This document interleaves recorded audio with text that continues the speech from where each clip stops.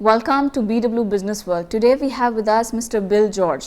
Mr. Bill George is an author of 4 best-selling books on leadership. He has been teaching leadership at Harvard Business School since 2004. He is currently a director with Goldman Sachs and the Mayo Clinic. He is a former chairman and CEO at Medtronic, and he currently is a trustee of World Economic Forum USA. Welcome, Mr. George.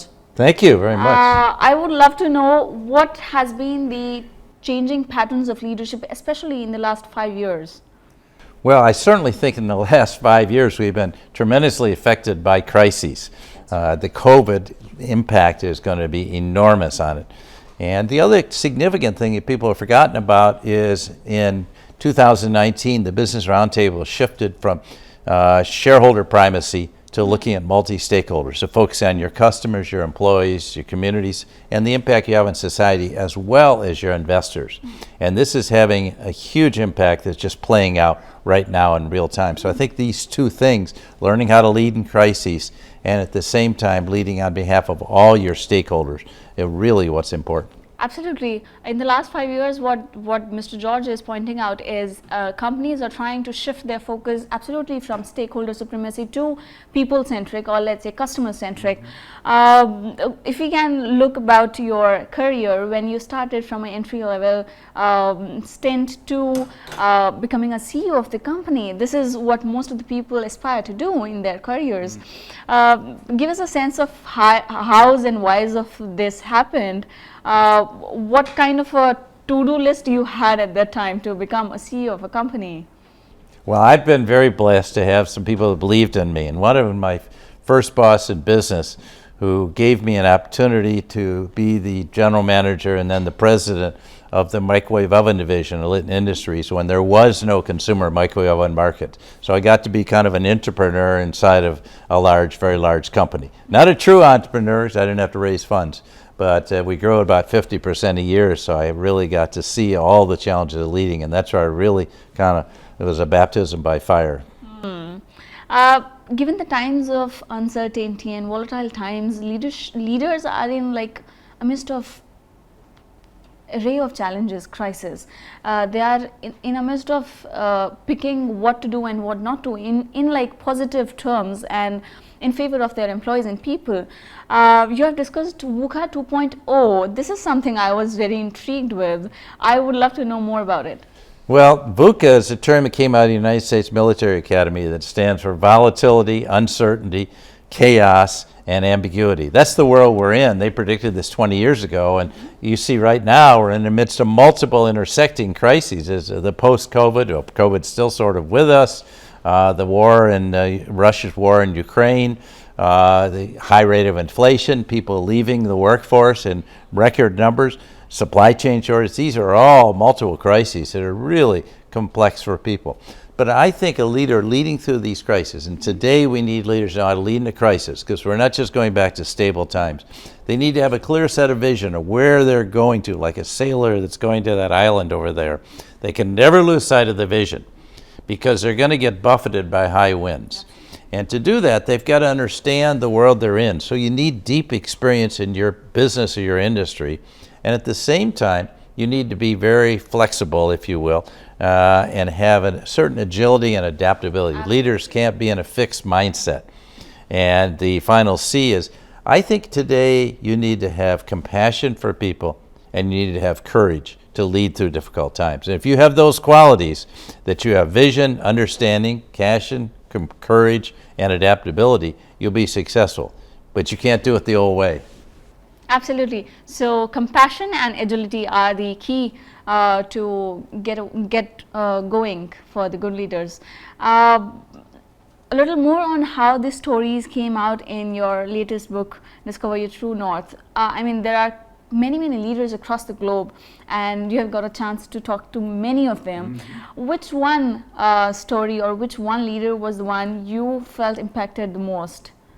Well, the leader, frankly, in my lifetime, I admire them most, who's not in business, but is an amazing leader, is Nelson Mandela, who of course passed away recently, because he had this searing crucible of 27 years in jail for a crime he didn't commit.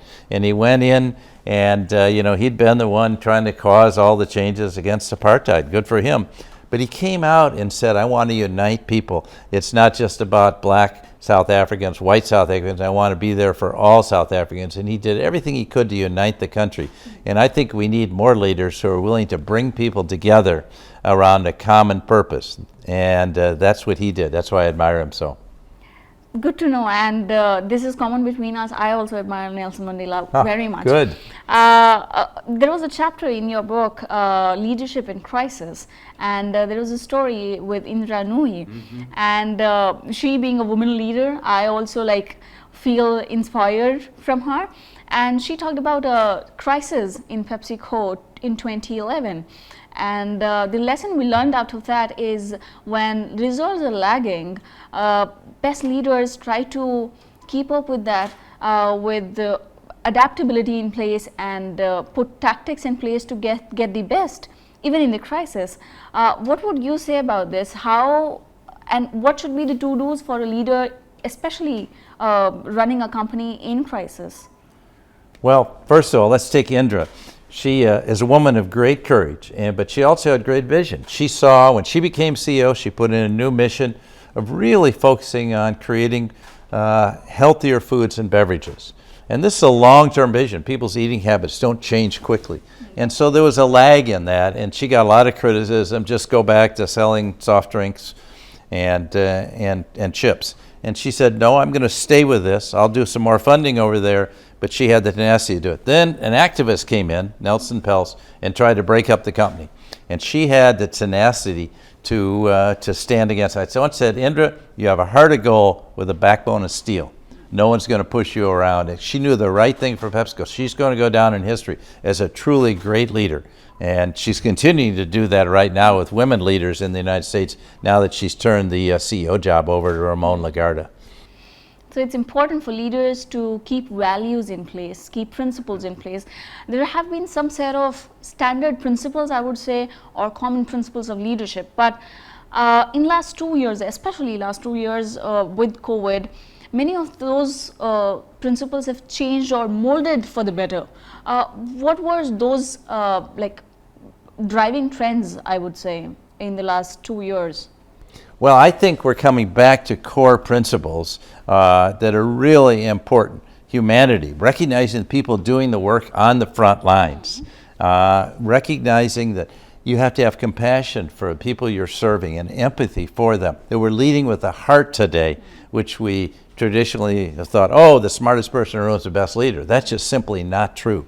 So we need to have people that have passion for their business, compassion for their customers, empathy for their employees.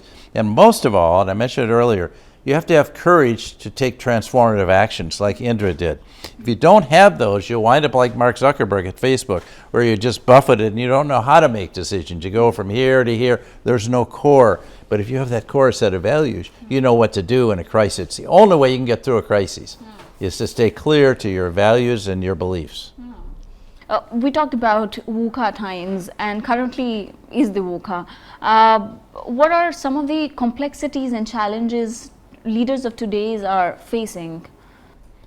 Well, they're facing leading in a crisis, as I told you. How do you meet the needs of all stakeholders? Now that we're shifting to a multi-stakeholder model, and as a leader, you have to integrate those things. And perhaps most significantly, for the first time that I can recall, business leaders are being looked at specifically to solve societal problems, whether it's climate change. It's not just do no harm, but actually make a contribution. Medtronic in healthcare, we're trying to restore people to full life and health. Bankers have gotten away from making money for their own sake to realize we're here to help people have secure financial futures, to help their kids go to university or to have the home they want. That's our job.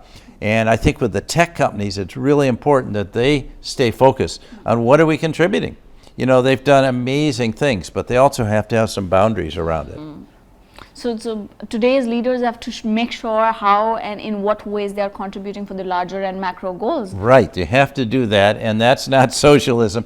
That's your job. That's your calling. That's why businesses are here, to serve society. Absolutely, absolutely. But we have seen a trend where people officers, chief people officers becoming CEOs of the companies.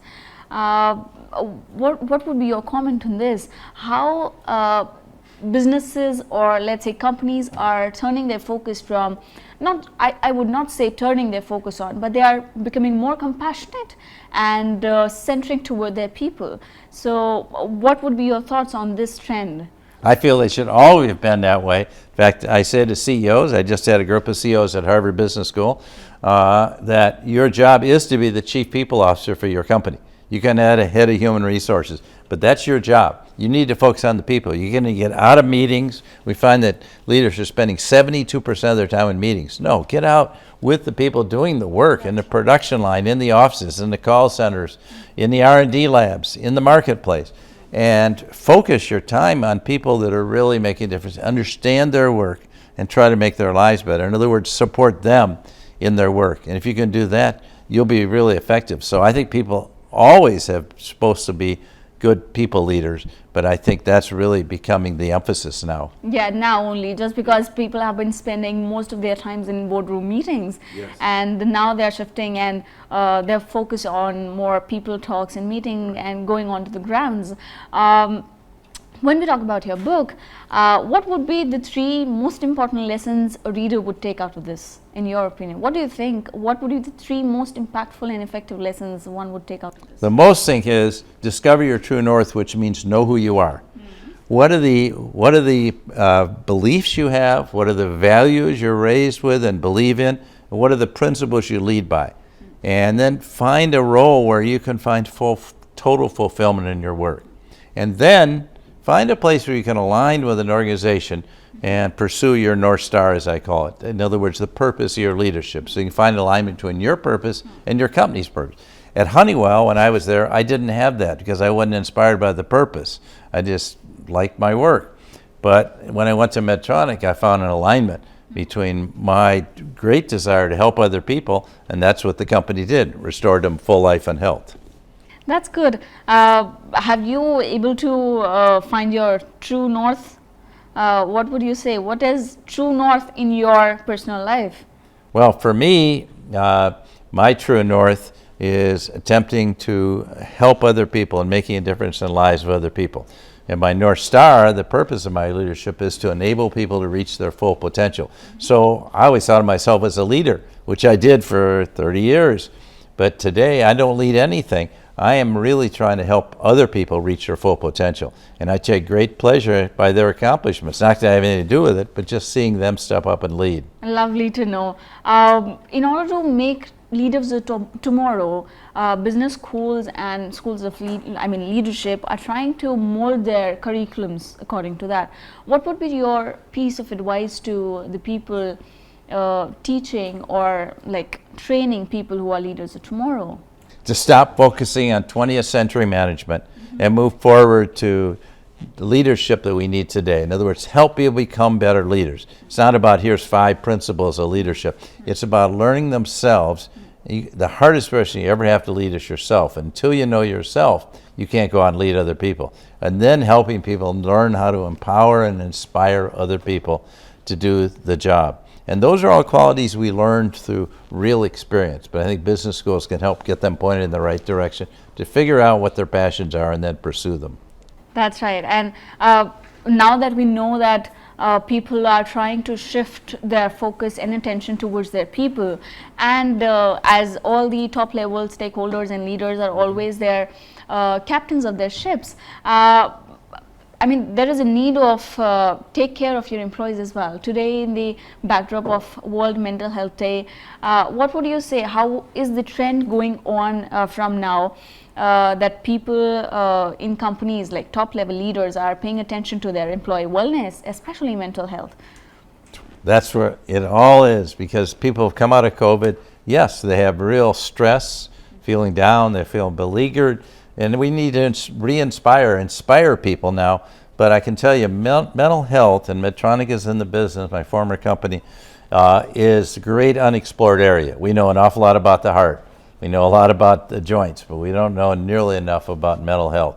And we need to figure out how can we restore people's positive mental health. Otherwise, you see this great resignation where they're quitting. You'll see more people quitting, getting burned out. And we as companies can't burn out our people. Amazon did that for a long time. We need to provide an environment where they not only feel good about themselves, but they are healthy and take care of employee wellness. So I think you'll see employee wellness and well-being coming to the surface. That's what I hear from all the CEOs. They aren't talking about earnings per share. How do I create a culture of well-being inside my company so my people, the people in the organization, can flourish and perform at their best? You very rightly mentioned about the Great Resignation and quiet quitting. This was the trend recently. Moonlighting. Wipro came out saying this is absolutely cheating. People working at two places at the same time. Talking about this, what would be your one advice, suggestion? Because leadership, or for a CEO, it can be a lonely job sometimes to Very lonely. lead a company of thousands of people, but sitting on the top of the pyramid can be lonely sometimes. What can be one suggestion for leaders of today, or words of motivation from you for today's leaders? Well, they have to take care of themselves. I just did a session with CEOs last week saying, how do you take care of yourself? Because it's a long distance run. It's a long journey, and there are some ups and downs along the way. But then you have to take care of your people, their well-being. And if people can't flourish, if don't have that sense of well-being, and we have to care about our employees, their mental health, their physical health, their sense of well-being, and the fact that they feel really good about the work they're doing. So we need to reward them and treat them, for people with real problems and real challenges. That's where empathy comes in. And a lot of leaders have not done that in the past. Just deliver the numbers, and we got to stop that. And we got to focus much more on humanity in the workplace. As we bring that humanity in the workplace, we'll get more long-term sustainable results. We won't wind up like General Motors did. We'll wind up more like Microsoft is going today. Absolutely. One final question. What is your take on how people would take up leadership in coming days? One prediction of yours of leadership tomorrow.